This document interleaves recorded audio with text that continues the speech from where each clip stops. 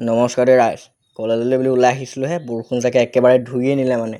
এই কলেজ অহা টাইমটোতে কেলেই জানো বৰষুণ জাক দিয়ে, উপায় নাইকিয়া কৰি দিয়ে মানে। তাৰপৰা আজি বহুদিনৰ মূৰত কলেজলৈ বুলি ওলাই আছোঁ, অৱস্থা এয়া হৈ গ'ল মানে।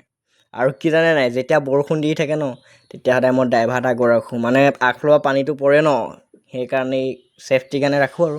পিছত যেতিয়া বৰষুণ জাক অলপ লাহেকৈ এৰি দিলে, তাৰপিছত নিজে চলাইছোঁ বাৰু। দেখিছে নাই, তিতিবোৰ একদম এদাই মানে। তাত শুকুৱাই আনিছিলোঁ, পিছত আকৌ মানে এয়া চাহ তিতি মোৰ গেঞ্জি গালৈকে জিলিকি গৈছে আৰু। উপায় নাই, কলেজলৈ যাবই লাগিব।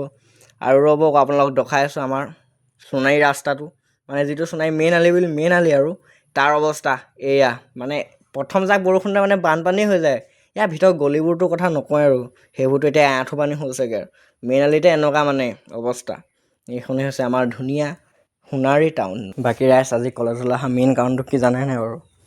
নতুন কিবা ছাবজেক্ট আহিছে য়োগা হেনো, আজি তাৰে প্ৰেক্টিকেল দিব আহিছোঁ ৰাইজ।